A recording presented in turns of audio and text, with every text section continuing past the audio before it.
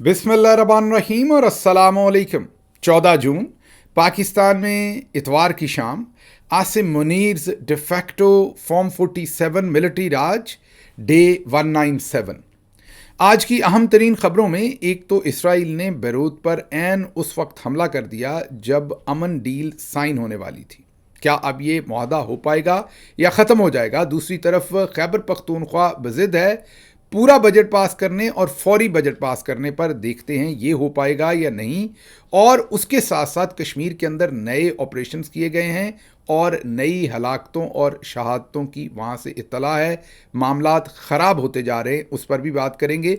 लेकिन सबसे पहले आज सोशल मीडिया में एक ख़बर के ऊपर बहुत चर्चा रहा और वो ख़बर है चकवाल की। ख़बर तो एक दो दिन पुरानी है, हमने अपने पंजाबी व्लॉग में इसे कवर किया था। खबर यह है कि ऑस्ट्रेलिया से एक पाकिस्तानी अपनी बेगम, जिनका नाम डॉक्टर सिद्रा है, उनके साथ और 2 बच्चों के साथ पाकिस्तान आए। पाकिस्तान से वो हज पर गए क्योंकि अमूमी तौर पर पाकिस्तान के पास हज का कोटा ज़्यादा होता है। बहुत सारे बैरून मुल्क से जो पाकिस्तान आते हैं वो सरकारी हज नहीं करते, ये नहीं आपने गलत फहमी में मुब्तला हो जाना, लेकिन प्राइवेट हज पैसे देकर वो हज करने पाकिस्तान से चले जाते हैं और कई दफ़ा अपने माँ बाप को या फैमिली को भी साथ लेके जाना होता है, इसलिए पाकिस्तान से चले जाते हैं। तो वो ऑस्ट्रेलिया से पाकिस्तान आए, हज करके उन्होंने वापसी फिर पाकिस्तान की और अभी चंद दिन में उन्होंने वापस ऑस्ट्रेलिया जाना था। उनके साथ उनकी एक 10 साला बेटी थी और एक बेटा था। जब वो अपने घर पहुंच रहे थे गाड़ी पर तो डाकुओं ने उन्हें लूटने की कोशिश की या लूटा। इस सारी कोशिश के अंदर वो जहां पर ये लूटमार चल रही थी वो सीसीडी पुलिस, वो डेथ स्क्वाड जो मरीम नवाज़ ने हाल ही में बनाया है, ज़ाहिर है आसिम मुनीर साहब के कहने पे बनाया है, जिसमें सभी को कत्ल किया जा रहा है मावराए अदालत। हर दूसरे रोज़ आप सुनते नेफे में पिस्तौल चल गया या फ़लाँ को हाफ फ्राई कर दिया, मीन उसकी टांगे वांगे उड़ा दी गोलियों से, और फ़लाँ को फुल फ्राई कर दिया। आपने मुतद्दद लोगों के, तीफ़ी भट्ट साहब और दूसरे लोगों के नाम सुन रखे हैं जिन्हें जाली पुलिस मुकाबलों के अंदर कत्ल कर दिया गया है। अभी तक अब ये नंबर हज़ारों की तादाद में है, पहले सैकड़ों में था। अब ये कोई कहता है कि 3000 है, कोई कहता है 7000 हो चुका है। बहरहाल लाहौर हाई कोर्ट में एक पिटिशन डाली गई थी जिसमें तकरीबन 2500 लोगों के कत्ल का डाटा जो है या उसका दावा किया गया था कि सीसीडी ने कत्ल कर दिया। तो ये बड़ा नंबर है। इस पर ह्यूमन राइट्स कमीशन वगैरह भी अपनी स्टेटमेंट्स दे चुके हैं। ये अब कोई छुपी छुपाई बात नहीं है। बड़े बड़े अखबारात इस पर अदारिया लिख चुके हैं कि ये एक डेथ स्क्वाड बना दिया गया है जो लोगों को कत्ल कर रहा है जगह जगह के ऊपर, और फिर उनकी लाशें भी छुपा देते हैं, कई जगहों पर दफन कर देते हैं ताकि ना उनकी लाश मिले और ना कोई इन्वेस्टिगेशन हो सके। बाद में पता चला कि यही जो नया डेथ स्क्वाड बनाया है मरीम नवाज़ ने, ये मुखालफिन से पैसे लेके, मतलब अगर 2 पार्टीज़ के अंदर दुश्मनी है तो एक से पैसे लेके दूसरी पार्टी को कत्ल कर देते हैं। आप सबको याद करना पड़ेगा कि हाल ही में एक और वाक़या भी हुआ था जहां स्पेन से आए हुए एक पाकिस्तानी जो बिजनेसमैन थे स्पेन में, उनको उनके मुखालफिन से पैसा लेके कत्ल कर दिया गया था। इसी तरह के और मुतद्दद वाक़यात हैं जो आपके सामने हम भी रखते रहे हैं और मीडिया पर भी आते रहे हैं। बहरहाल ये जो डाका हो रहा था, डाका मारा जा रहा था, जिसमें अदील साहब, उनकी बेगम डॉक्टर सिद्रा और उनके 2 बच्चे, उनसे डाकू चीज़ें छीन रहे थे। ये सीसीडी पुलिस स्टेशन के बिल्कुल करीब था। सीसीडी वाले जब थाने से बाहर निकले तो उन्होंने देखा कि डाका पड़ रहा है। बजाय इसके कि वो इसको, उनकी ज़ाहिर है ट्रेनिंग जो है उन्होंने वही करना है, उन्हें घोड़े पर हाथ रख के घोड़ा चलाने, मीन बंदूक चलाने पर इतना कंफर्टेबल कर दिया गया है कि वो किसी भी वक्त सिर्फ घोड़ा ही खींचना जानते हैं और उन्हें कुछ भी नहीं आता। अब ये फैमिली जो है ये गाड़ी में थी, डाकू मोटरसाइकिल पर थे। उन्होंने पहले तो ये देखे बगैर कि इसमें बच्चे भी इन्वॉल्व हैं, गाड़ी में लोग भी हैं, अंधाधुंध फायरिंग शुरू कर दी। आगे से डाकू ने भी वापस फायरिंग की और वो मोटरसाइकिल पर भाग गए। अब जो फैमिली थी, पीछे से पुलिस गोलियां मार रही है, दूसरी तरफ डाकू हैं, तो उन्होंने वहां से ज़ाहिर है निकलने की कोशिश करनी। उन्होंने जब गाड़ी थोड़ी सी आगे बढ़ाई तो पुलिस वालों ने डाकुओं को छोड़ के इस गाड़ी के ऊपर मुकम्मल फायर खोल दिया। ये तक नहीं सोचा कि अगर किसी को डाकू लूट रहे थे तो वो या तो मोटरसाइकिल पे होंगे वो लोग या गाड़ी पे होंगे। अब गाड़ी वाले ने तो अमूमी तौर पे मोटरसाइकिल वाले को नहीं लूटना, और मोटरसाइकिल से तो आप पर वापस फायरिंग भी हो रही है, तो फिर जो मुतासरीन होंगे वो गाड़ी में ही होंगे। चलें, अगर आप ये भी सोच रहे थे कि कोई डाकू भी गाड़ी में मौजूद हो सकते हैं तो विक्टिम भी तो मौजूद होगा, लेकिन उन्होंने उस गाड़ी के ऊपर फायर खोल दिया। उस गाड़ी की जो आगे और पीछे से हालात हैं वो आप देख सकते हैं। उस फायरिंग में ऑस्ट्रेलिया से आई हुई ये जो फैमिली थी, उनकी 10 साला बेटी मौके पर जाँ बहक हो गई, या हॉस्पिटल ले जाकर शायद जाँ बहक हुई, लेकिन खून में लथपथ घर वालों ने बाहर निकाली। जो बेटा था, बच्चा था, वो भी शदीद ज़ख्मी, उसको भी गोलियां लगीं और बाप को भी गोलियां लगीं।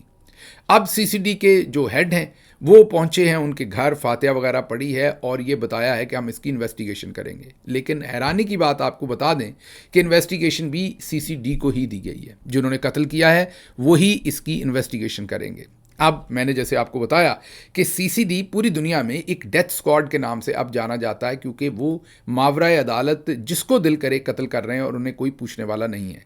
बदकिस्मती से लाहौर हाई कोर्ट की जो चीफ जस्टिस साहब हैं वो भी इसमें मुकम्मल तौर पर शामिल हैं, क्योंकि उनके सामने कई दफ़ा पिटिशन्स जा चुकी हैं, लेकिन उन्होंने इसके ऊपर सीसीडी के खिलाफ कोई एक्शन नहीं लिया।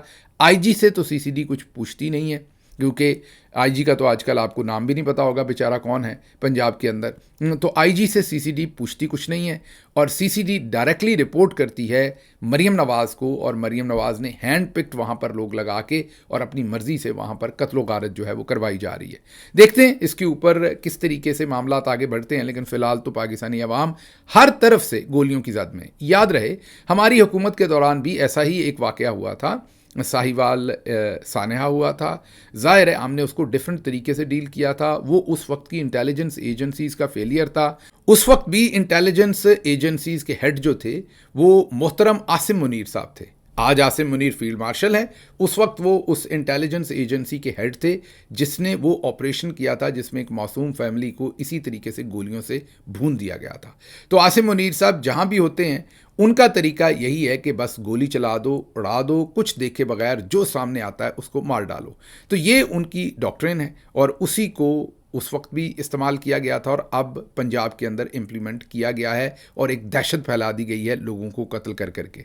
अब आते हैं ज़रा दूसरी तरफ खैबर पख्तूनख्वा की तरफ और अलीमा खानम साहबा की नई स्टेटमेंट की तरफ। सबसे पहले तो अलीमा खानम साहबा ने एक ट्वीट किया जिसमें उन्होंने ये बताया कि पार्टी की क़यादत ने भी बात की है, महमूद खान अचकज़ई साहब का भी उन्होंने हवाला दिया और अपनी बात भी रखी कि ये जो मंगल आ रहा है इस दिन प्लान किया जा रहा है कि 10,000 के करीब लोग अडयाला जेल के सामने इकट्ठे हों और मिलिट्री जर्नल्स के ऊपर प्रेशर डालें ताकि इमरान खान की जो कैद तन्हाई है वो भी ख़त्म हो और उनका इलाज भी करवाया जा सके, उन्हें शिफा इंटरनेशनल हॉस्पिटल में मुंतकिल किया जा सके।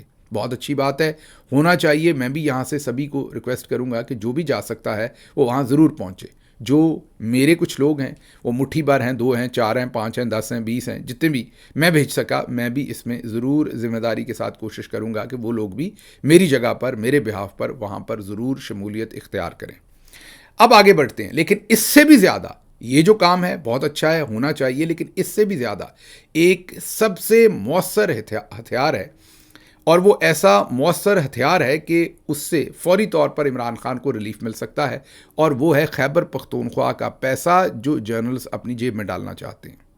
अब खैबर पख्तूनख्वा की असम्बली अगर डट जाए और एक तो मुख्तसर मुद्दत का बजट पास करे, महीने या 2 महीने का ज़्यादा से ज़्यादा, वो क्यों, ताकि एक तो ये भी ना कहा जाए कि वो इस्तीफ़ा दें क्योंकि वो बजट पास नहीं करवा सके और उन्हें अब वोट ऑफ कॉन्फिडेंस लेना है, तो ये भी ना कहा जा सके क्योंकि वो पास करवा लेंगे बजट मुख्तसर मुद्दत के लिए, और आईएमएफ भी इनको ऊपर से प्रेशराइज करेगी कि ये सब कुछ क्या हो रहा है। और दूसरा सरप्लस पैसा जो लगातार खैबर पख्तूनख्वा से, मैं पहले भी बता चुका हूँ कि वहाँ पर मुजम्मल असलम साहब जो कराची के एक मारूफ बिजनेसमैन के ज़ाती मुलाजम थे, उनको मिलिट्री जर्नल्स ने लाकर यहाँ पर इंस्टॉल किया और उनकी मर्ज़ी से तमाम चीज़ें पिछले 2 से 3 सालों में आपने देखा कि वो हर चीज़ पास करवा रहे हैं अपनी मर्ज़ी से, बल्कि जो उन्हें फैसिलिटी पंजाब और सिंध से नहीं मिलती, अनफॉर्चुनेटली वो फैसिलिटी उन्हें खैबर पख्तूनख्वा से मिलती है। ज़ाहिर है क्योंकि उन्होंने अपना ही, मैंने कल मेजर और कर्नल कह दिया, लेकिन हमारी पार्टी के एक बहुत ही सीनियर वकील हैं, बहुत ही सीनियर शख्सियत हैं, उन्होंने मुझे फ़ोन किया, बहुत ही सीनियर शख्सियत हैं, उन्होंने मुझे फ़ोन करके इस पर प्रोटेस्ट किया। उन्होंने कहा कि मैंने बड़े क्लोजली उनको भी डील किया हुआ है, उनके चीफ मिनिस्टर के मुकदमात भी देखे हुए हैं, आप उन्हें हवालदार से ऊपर कुछ नहीं कह सकते। मैं बिल्कुल उनका डिसरिस्पेक्ट नहीं करना चाहता, लेकिन ये उनके लफ्ज़ हैं, मैं खुदा गवाह मैं बिल्कुल झूठ नहीं बोल रहा। अगर वो मुझे फ़ोन करेंगे तो मैं उन्हें बता भी दूंगा कि किसने मुझे ये फ़ोन करके कहा है। उन्होंने कहा कि आप उन्हें हवालदार कह सकते हैं, हवालदार से ऊपर अगर आप कहेंगे, मैक्सिमम उन्होंने कहा कैप्टन कह सकते हैं, कैप्टन से ऊपर अगर आप उन्हें कहेंगे तो आप उन ओहदों की तौहीन करेंगे। तो बहरहाल वहाँ पर क्योंकि उन्होंने अपना बंदा बिठाया हुआ है, अब उस बंदे से वो दो चीज़ें करवाएंगे। बजट को पूरी मुद्दत के लिए पास करवाएंगे, ये टेस्ट अभी चंद दिन में आ जाएगा। अगर तो इमरान खान साहब की हॉस्पिटल शिफा इंटरनेशनल में मुंतकिली के बगैर ये पूरा बजट पास किया जाता है, नंबर 1, सरप्लस पास किया जाता है, नंबर 2, नंबर 3, जो खैबर पख्तूनख्वा से 200-250 अरब या 100 से 250 सौदेबाजी हो रही ना, इतने दे दें इतने दे दें, जर्नल्स अपनी जेब में डालना चाहते हैं। अगर ये तीनों बातें हो गई तो फिर आप समझ लें कि हवालदार डिलीवर करने में फिर से कामयाब हो गया।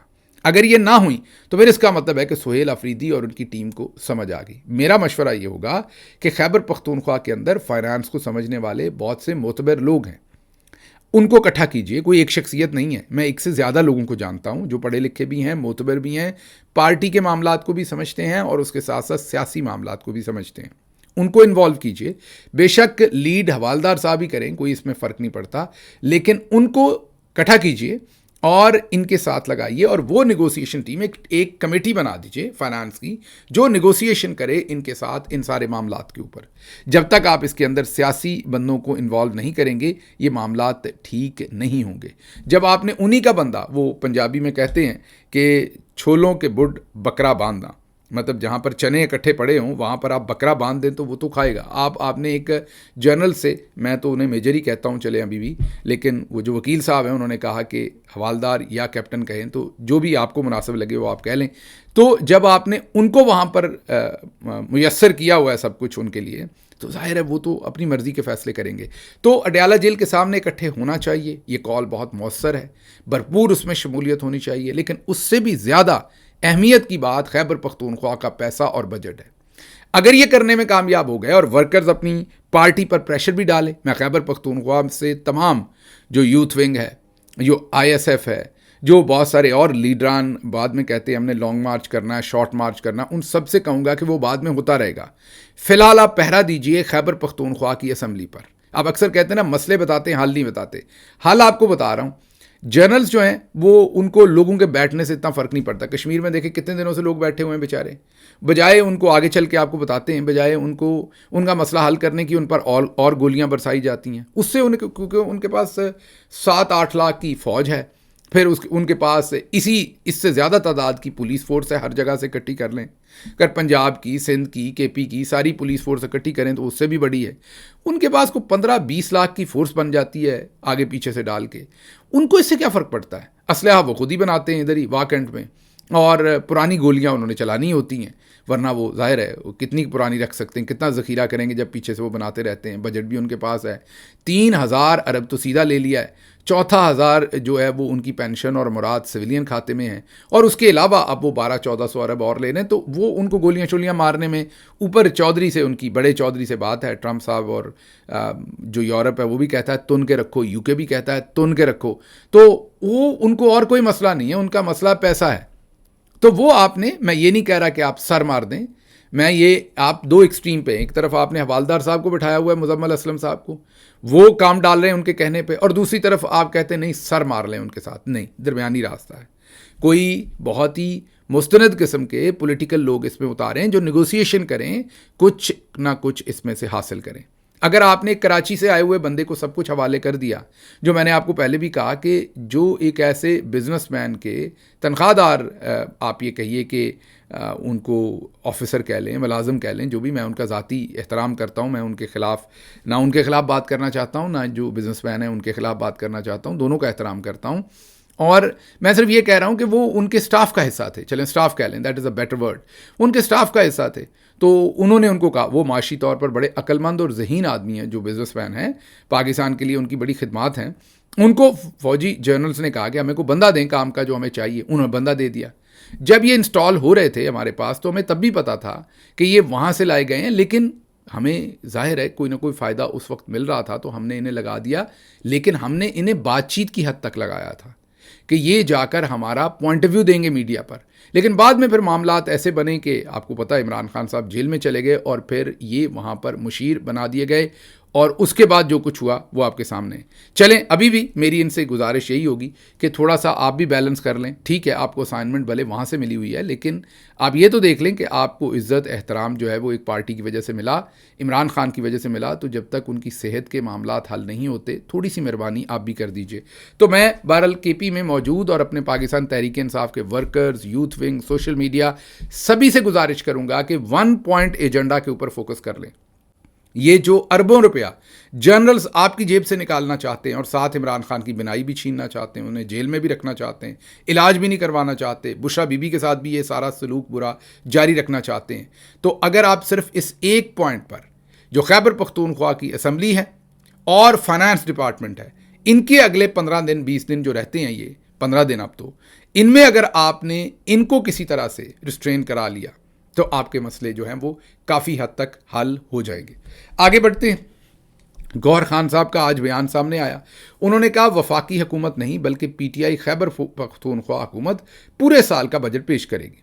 बैरिस्टर गौहर के मुताबिक हुकूमत के फैसलों की वो मुकम्मल हमायत करेंगे और खैबर पख्तूनख्वा की असम्बली पूरे साल का बजट पास करेगी, 1 या 2 महीनों का बजट पास नहीं करेगी। ये अब ग्राउंड से जो रिपोर्टर्स हैं वो रिपोर्ट कर रहे हैं। हाँ, ये अलग बात है कि शेख वकास साहब ने बाद में इस बयान की तरदीद कर दी। उन्होंने कहा कि नहीं, ये बयान दुरुस्त नहीं है, ऐसा बयान नहीं दिया गया, कुछ और कहा गया था, उसका मतलब ये निकाल लिया गया। चलें, अगर ऐसा भी है तो मैंने आपको कहा कि अगले 5 से 10 दिन में पता चल जाएगा कि ये पूरे साल का बजट पास करते हैं या 1 या 2 महीने का।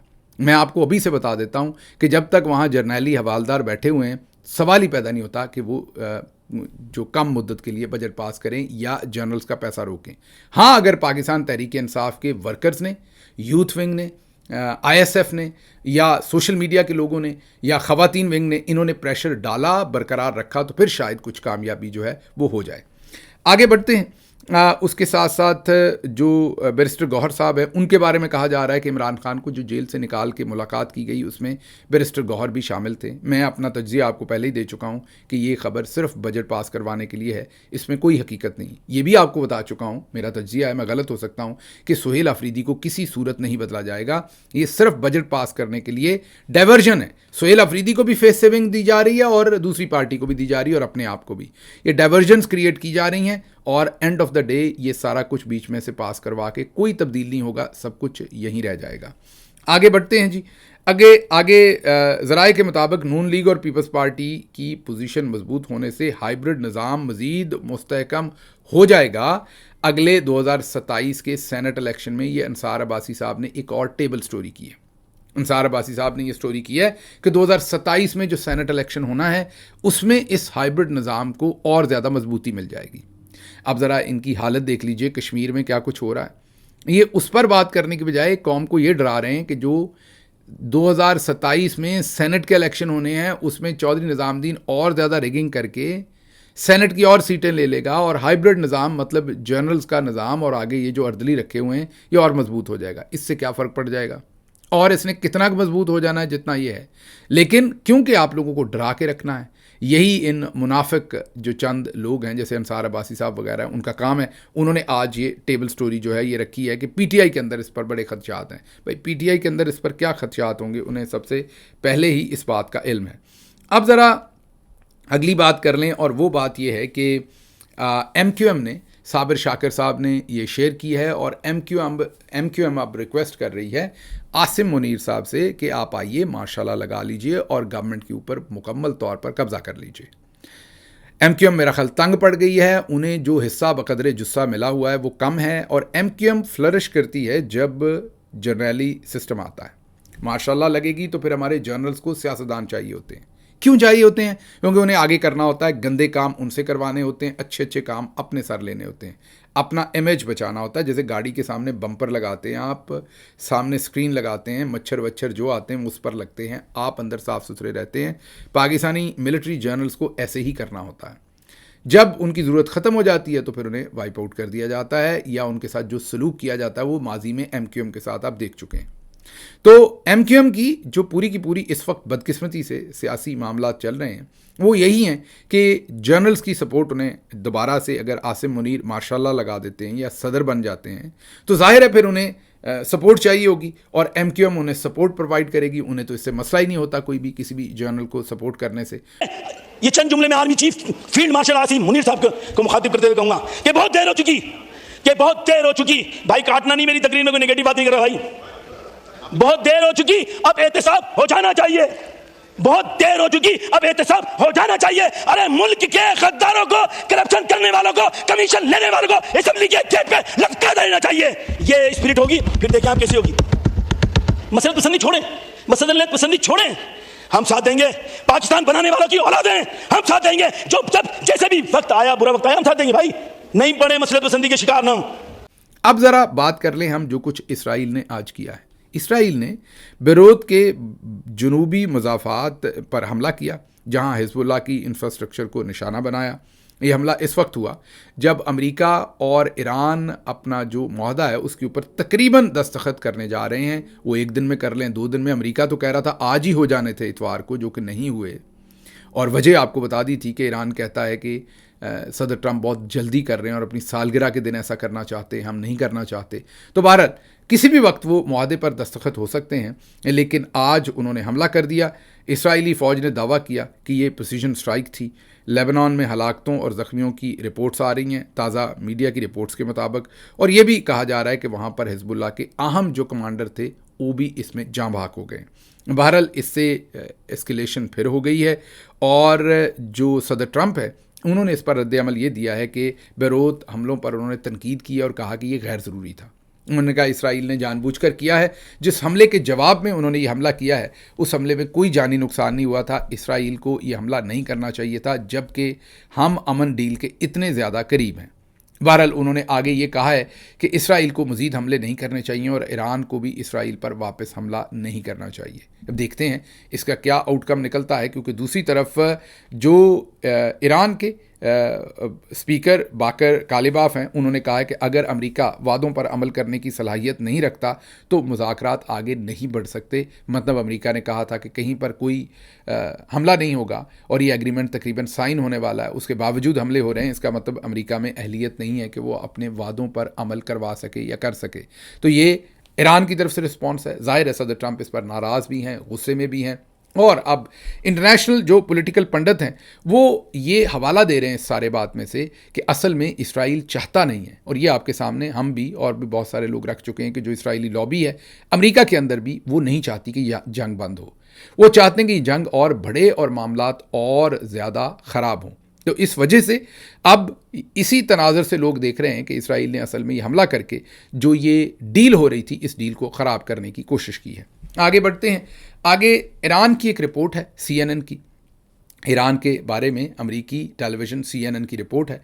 वो कहते हैं कि ईरान को ये ख़दशा है कि इन मुज़ाकरात के चक्रों में किसी वक्त भी जो अमेरिका है वो ईरान पर हमला कर सकता है और ईरान का जो अस्फ़हान का इलाका है वहाँ पर हमला करके वहाँ से जो इनरिच्ड यूरेनियम है जो तकरीबन 450 किलोग्राम के करीब है वो उठा के ले जा सकता है। सब कहते हैं कि वो बम ग्रेड के करीब है, मतलब न्यूक्लियर बम बनाने के करीब उसका ग्रेड है। उस न्यूक्लियर जो इनरिच्ड यूरेनियम है उसका। तो वो ये समझते हैं, CNN की जो स्टोरी है, CNN एक एक्सक्लूसिव स्टोरी दे रहा है कि ईरान ये समझता है कि अमेरिका किसी वक्त भी उनको उठाने की कोशिश कर सकता है उस यूरेनियम को। इसके लिए ईरान ने सद्देबाब क्या किया है? CNN की एक्सक्लूसिव रिपोर्ट के मुताबिक उन्होंने सद्देबाब ये किया है कि उन्होंने जिन सुरंगों के अंदर वो था उन सुरंगों के जो दहाने थे, जो उनके अंदर दाखिल होने का रास्ता था, उनको खुद ही उड़ा दिया है। पहले तो अमेरिका ने उन पर हमला किया था। जो रही सही कसर थी उन्होंने उस सारे इनरिच्ड यूरेनियम को उन्होंने सील करके उस सारे मामले को, उन सारी जो भी सुरंगें थी उन्हें उड़ा दिया है, मुनहदम कर दिया है, ताकि वो यूरेनियम वहाँ से किसी सूरत भी निकाला ना जा सके। आगे आज़ाद कश्मीर की आपको सूरत हाल बताते हैं। रावला कोर्ट में आज सुबह फिर क्रैकडाउन हुआ। आपको ये तो पता है कि रावला कोर्ट में एक बड़ी तादाद में कश्मीरी जो जमा हैं और अपने मुतालबात की डिमांड कर रहे हैं कि उनको पूरा किया जाए।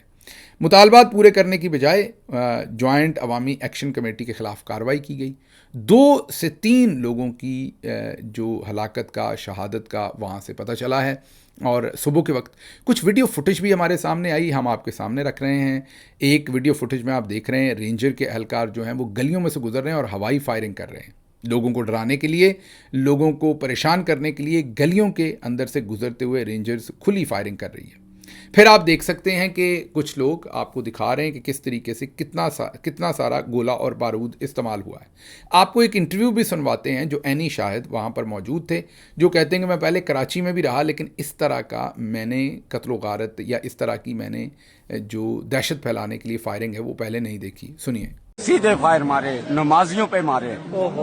ठीक है, ये मुसलमानों वाला काम नहीं है, इसलिए क्या पता ये इसराइल की फौज है या किसी और मुल्क की फौज। ये मुसलमान कहलाने, मुसलमानी फौज ऐसा काम कर ही नहीं सकती, क्योंकि ये हमारा ईमान है। सुन लिया आपने। तो ये सूरत हाल है जो इस वक्त कश्मीर में है। रेंजर्स की बड़ी तादाद मौजूद है और रेंजर्स ने सुबह के वक्त ये ऑपरेशन किया, उसके बाद शदीद फायरिंग की। 2 से 3 नौजवानों की हलाकत का दावा किया गया। इलाका खाली करवाने के लिए दूसरी तरफ रियासत कहती है हमने ये काम किया, और मुजाहरीन पर इल्ज़ाम लगाया कि मुजाहरीन ने पथराव किया, फायरिंग की। और असल में मुजाहरीन ये कह रहे हैं कि नहीं, हमने पथराव और फायरिंग नहीं की, हम पर पथराव, फायरिंग और शेलिंग की जा रही है। ये सूरत हाल वहाँ से आ रही है। मुजफ्फराबाद की अगर बात करें, रावला कोट के से हट के, मुजफ्फराबाद में 8वें रोज़ भी इंटरनेट सर्विस मुअत्तल है। तलबा, फ्रीलांसर्स और कारोबारी अफराद मुतासर हैं। एक्शन कमेटी के कारकुनों के ख़िलाफ़ कार्रवाइयाँ जारी हैं। हॉस्टलों पर छापे पड़ रहे हैं, लोगों को वहाँ से भी गिरफ़्तार किया जा रहा है जिनके बारे में उन्हें कोई भी शक है कि ये किसी तरह से भी कश्मीर एक्शन कमेटी का हिस्सा हैं। सियासी जमातों का रद्द-ए-अमल अभी तक ना होने के बराबर है। जमात इस्लामी जो बार बार, आपको पता है, इस्लाम का झंडा लेकर हमारे हाफिज़ नईम साहब निकलते हैं, मुकम्मल खामोश हैं। बल्कि जो थोड़ा बहुत बोले हैं उनकी जमात से लोग वो यही बोले हैं कि कश्मीर एक्शन कमेटी को तुन के रख दो। दूसरी तरफ बिलावल भुट्टो, उन्होंने भी एहतजाज ख़त्म करने की अपील की है, हालांकि वहाँ पर उनकी हुकूमत है और उन्होंने ये सारी कत्ल गारत ज़ाहिर है बिलावल भुट्टो की वॉच के नीचे हुई है, जर्नल्स के साथ मिलके, जैसे इनके नाना मोहतरम के साथ अनफॉर्चुनेटली जो कुछ मशरकी पाकिस्तान में हो रहा था उसमें भुट्टो साहब की मुकम्मल शमूलियत थी। आज जो कुछ आज़ाद कश्मीर में हो रहा है, बदकिस्मती से बिलावल जरदारी की उसमें मुकम्मल शमूलियत मौजूद है। उन्होंने बहरहाल एहतजाज ख़त्म करने की अपील की है, मसाइल के हल के लिए जमहूरी रास्ता इख्तियार करने का मुतालबा। केड़ी जमहूरियत? इलेक्शन तो आप, जमहूरियत तो इलेक्शन से होती है, इलेक्शन लड़ते हैं, जीतते हैं फेयर वोट के थ्रू। अभी गिलगित बल्तिस्तान में आपने इलेक्शन लूटा है, तो जमहूरियत ना रही, ना आइन रहा, ना अदालतें रहीं, तो आप खैर। तो मुस्लिम कॉन्फ्रेंस, नून league, peoples party, Jamaat Islami, दीगर जमातों ने APC अवामी एक्शन कमेटी के ख़िलाफ़ सख्त मौक़िफ़ इख्तियार कर लिया है कि ये हैं ही बुरे, इनके ख़िलाफ़ ऑपरेशन होना चाहिए। कहने की बात यह है कि कोई इस वक्त बोलने को तैयार नहीं है। जो इंसानी, आप देखिए हमारे साथ मसला क्या है, हमारे लिबरल जो हैं वो भी कहीं पर आपको नज़र नहीं आ रहे, ना NGOs, ना कोई मार्च, ना औरत मार्च, कोई कश्मीर के लिए बात करता हुआ नज़र नहीं आ रहा। वहाँ पर लाशें गिर रही हैं। हमारे जो उलमा हैं वो भी नज़र नहीं आ रहे। हमें लिबरल भी एक्सट्रीमिस्ट मिले, हमें उलमा भी एक्सट्रीमिस्ट मिले, कोई इनके इंसानी हकूक़ की बात नहीं कर रहा। सारे कह रहे हैं हाफिज़ जी तुन के रखो। आगे बढ़ते हैं। एहतजाज छोड़ने वाले नौजवानों के लिए सहूलत मरकज़ कायम करने का ऐलान। उन्होंने कहा कि ऐसे नौजवान जो एहतजाज करने आए और वो उनको ज़बरदस्ती अब कश्मीर एक्शन कमेटी ने वहाँ बिठा के रखा है, अगर वो अपने घरों को वापस जाना चाहें तो हम उन्हें फैसिलिटेट करेंगे। ये ज़रा खुद ही गौर कर लीजिए कितनी बड़ी अहमकाना स्टेटमेंट है कि कश्मीर के अंदर कश्मीर एक्शन कमेटी ने लोगों को ज़बरदस्ती एहतजाज पे बिठाया, ये पुलिस का कहना है, और पुलिस कहती है कि हम उन्हें फैसिलिटेट करेंगे जो वापस जाना चाहते हैं। मतलब बजाय इस इशू को सीरियसली टैकल करने की ये जोक्स क्रैक कर रहे हैं। इससे ज़्यादा मैं और कुछ नहीं कह सकता। आखिर पर आपको ये भी बताना था कि पंजाब के अब कॉलेजेस और यूनिवर्सिटियाँ बेचने की भी मरीम नवाज़ साहबा ने मामला शुरू कर दिया। ठेके पे दे रही हैं यूनिवर्सिटियाँ और कॉलेज भी। ये तो लंबा हाथ मारने लगे हैं। ये सब कुछ क्या है सुबह के व्लॉग में रखेंगे। फ़िलहाल आपके सामने ये बता दें कि खाला को सौंफ पसंद है। खाला सौंफ खा रही थी, खाला सौंफ खा रही थी, खाला को खांसी आ गई खांसी नहीं, खांसी आ गई। खाला के चक्कर में मैं खांसी भी कह रहा हूँ। तो खाला सौंफ खा रही थी, खाला को खांसी आ गई, खाला ने मुंह से सौंफ निकाली और वहीं पर जो कौमी असम्बली के अंदर ही डाइस पर फेंक दी और अपने दुपट्टे से हाथ वाथ साफ़ कर लिए।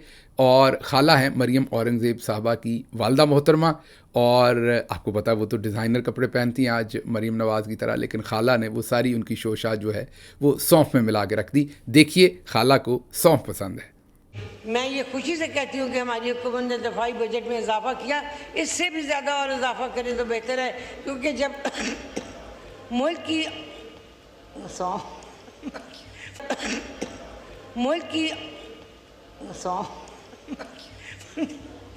जब मुल्क में इस्तेहकाम होगा, जब मुल्क के अंदर माली इस्तेहकाम होगा तो हमारी दिफा भी मजबूत होगी।